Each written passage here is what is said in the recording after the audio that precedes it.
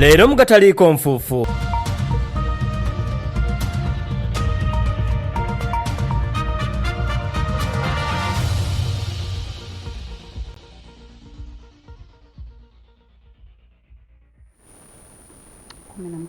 Aidah kusaawa mu kitundu kyaffe ekyamulira Agabuutikidde ekisembayo abakulembeze ba disitulikiti ey'ekibuga balambudde enguudo ezaakubiddwa koolaasi mu kibuga kyabwe. Kino kivudde ku bakulembeze okwemulugunya ku nguudo nti zaakoleddwa bubi.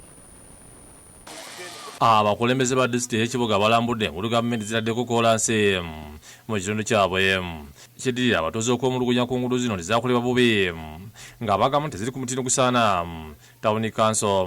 Eno ne wabimba obugoma busana mu maka g'omuntu bateke ku makubo lwaki eno tawuni kanso. Okulambula enguudo kukulembeddwa omubaka wa Kibuga West Mutumba Abudo, omubaka omukyalo w'ekibuga kw'Isinikaya RDC Agibadde Sibya Lesiti wa disitulikiti Nsiro Girard n'abalala. Nga access oba obukubo obujja abantu kukubedde n'okukyama mu maka gaabwe ne ku maduuka n'ebirala bagenda kubwongeramu n'okubigaziya naye wetaaga amayinja we gabadde gabulamu stone pitching. Twagala koolaasi afaanana bw'ati mu mutima gwa Kibuga disitulikiti ono atunula bw'ati. Oluvannyuma bakubye olukiiko ku tawuni kansiro omubaka Mutumba n'ategeeza nti bakkanyiza n'abaminisitule tebalina essuubi nti omulimu guno gujja kutereezebwa, n'asaba gavumenti okwongera okuyamba tawuni kansi endala. Tusuubira nti bagenda kwongera okulongoosa omulimu guno ate nga ekyomukisa omulungi batwongeddeyo ne kilometers 2. Ye ssentebe Rosi ey'okutaano Nsira nenyeza abakulembeze abaliwo mu biseera enguudo bwe zaali zitandika okuli obutalondoola ebiwandiiko ebikolagana ku nteekateeka ey'okuzikola. Enteekateeka y'oluguudo luno nga luggulwawo okutandika okukolebwa erabika tebaatwala bulungi mutawaana kugattako buli muntu yali ateekeddwa kumanya kigenda kukolebwa. Eyawa tawuni kansi Kagali Henry asimye gavumenti n'agisaba yongera okubakolera enguudo endala. Nebaza gavumenti ate twongere n'otwongera kilomita 2 tezimala. Tawuni kansi tujagala yonna ebune koolaasi kubanga tulina ku level efuna municipality. Yennyini okuva minisitiri b'entambula Osama Kalima ategeeza nti okulwawo okumaliriza enguudo kivudde ku tekinologiya ompya gwe balina. Zibannyonnyonyi ne bazitegeera nti tekinologiya ono omupya akola ku nguudo ez'emmotoka emmotoka nga 3 ku lunaku ezitasuka motoka 3 ku lunaku. Kati tekinologiya ono tafaanananga buno tulira oluguudo lwa Buyima Busumba. Jimese Mugabi yakusakidde eggule lino. Ate bo abaliko obulemu disitulikiti ey'Olukungiri baagala balowoozebweko mu nteekateeka ez'okukulaakulanya ekibangirizi kyabwe. Ekibangirizi kino kigenda kuzimbibwamu makolero.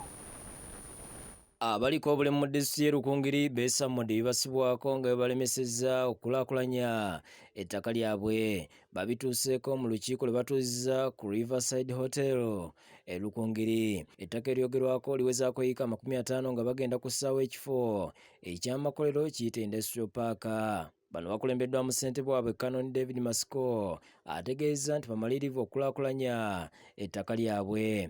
Bagamba nti mu kibangirizi kino basuubira okuweebwako emirimu n'abaana baabwe. When plots are demarcated on that land for different industrial parks or different activities, we want to ensure that we are giving a plot also there in the names of persons with disabilities. Iyo omusuubuzi Ambrose Kibuuka omu ku balafuubanira okutumbula ebyobusuubuzi mu bibangirizi ategeeza nti singa amakolero gazimbibwa e Kannungu ne Lukungiri kijja kuyamba ku bungi bw'ebitundibwa mu mawanga agatuliraanye. Agambye nti bagenda kuzimbira abantu abo amakolero n'okubatuusaako amasannyalaze. Industrial Park eyo tugisiimye nnyo ate tujjaniriza nnyo kubanga tulishuwa nti abaana baffe bagenda kufuna emirimu. Tulishuwa kati nti bye tulima bigenda kufuna obutale. Omu ku basuubuzi ab'amaanyi Lukungiri Darius Tweyambe ategeeza nti abaliko obulemu balina okulowoozebwako mu nkulaakulana eno.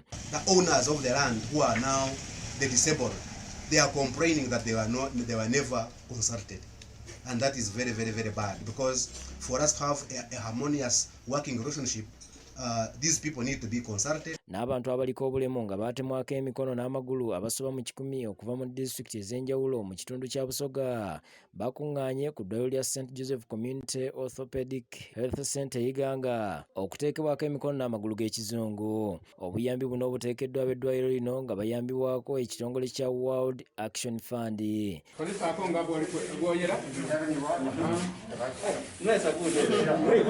Patrick Mugweri omu ku bawomya omutwe mu nteekateeka eno alambuludde ku buyambi bwe bawaddeyo. One can grip a pen and you write with it. You can take water in a cup, you can take tea, you can brush your teeth, you can even use it to wash clothing. Abamu ku bayambiddwa basimye obuyambi bwe bafunye. Nafuna accident ku motoka yatusula wansi nentemako omukono. Natusaba gavumenti yona eyongeremu amaanyi bongera okuvaayo okwongera okutuyamba. Akulira eddwaliro lino Lawrence Angatai asabye abazira kisa okubongera obuyambi. Kituufu kyene nti abantu bano bali kubonaabona no mu kyalo era tetwenda abantu bano babenga the usual beggars in the community. Abandi abazza ku mikono ayenda okwoza ayenda okunaaba ayenda okugema embago okujja nga aligemesa emikono ebiri nga abandi. Ali Waswa ne Ivan Wachibi bakusakidde ggulu lino. Ebyemizannyo mu Gabuutikidde. Mugato kujjidde mu nsike ey'ebyemizannyo ttiimu y'eggwanga ey'omuzannyo ogw'omupiira ogw'ebigere ya Uganda Cranes eramaganye ne Mali nga tewali alengedde katimba ka munne mu mpaka eza Africa ez'okusunsulamu abalizannya mu mpaka ez'ekikopo ekyensi yonna eza FIFA World Cup omwaka ogujja mu ggwanga erya Katanga. Omupiira gubadde kitende kati Mali ekyakulembedde ekibinja ekyokutaano n'obubonero buna, Uganda obubonero 2 nga ebwenkanya n'eggwanga erya Kenya nga yo Rwanda erina akabonero kamu. Ebyo nga tubitadde ebbali abakulaabu ey'omuzannyo gwa futuso yakabowa Dream FC eddiza ku bawagizi baayo bwetegese olusiisira olw'ebyobulamu mu kitundu ekyekabowa. Mu liigi y'eggwanga ey'omupiira ogw'ebigere ekika kya futuso eya sizoni ewedde Kabowa Dream FC yamalira mu kifo kya 7 n'obubonero 21. Bano okulaba nga baddisa ku bawagizi baabwe bategesa olusiisira lw'ebyobulamu e Kabowa ku St. Anne Zone nga batandise na kukola dduyiro. Oluvannyuma batandise okukebera abatuuze wamu n'abazannya endwadde okuli pressure, omusujja wamu n'okumanya omukka gwe bassa mu mubiri.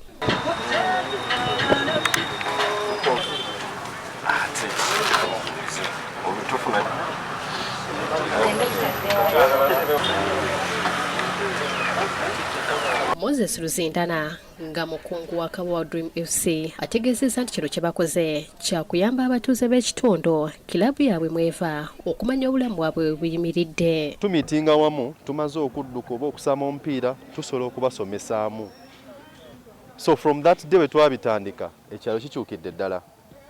Kikyuse era abaana abasinga abo be twalabanga ebiseera ebisinga bimala naffe. So nti omuntu naawe olina okubeera nga weekolamu omulimo n'olaba nti okebera weekebeza wabaawo akatateredde ne weekolamu saaviisi. Amakulu naffe bwetu bwe tutambule bwe tulina okutambula. Liigi y'eggwanga ey'omuzannyo gwa futuso sizoni ewedde yakomeekerezeddwa nga Park FC be ba champiyoni nga bakubye Big Talent ku ggoolo 3 ku bwereere. Ebyemizannyo mu Gabuutikidde. Wabalinye okutuwakadde mulaba mawulire agabuutikidde bwe tutambudde bingi tujja bikwa mawulire gaffe mu lulimi Olungereza agamanyiddwa nga The News Urban TV ku ssaawa 3 zennyini so nga ebisingawo ojja kubifuna mawulire gaffe ag'olulimi Oluganda agamanyiddwa nga gataliiko nfu ku Bukedde TV 1 ku ssaawa 4 zennyini. Ze Aidah Nakkazi mbadde ne Mepo mulungi tusinkana olunaku olw'enkya inshallah.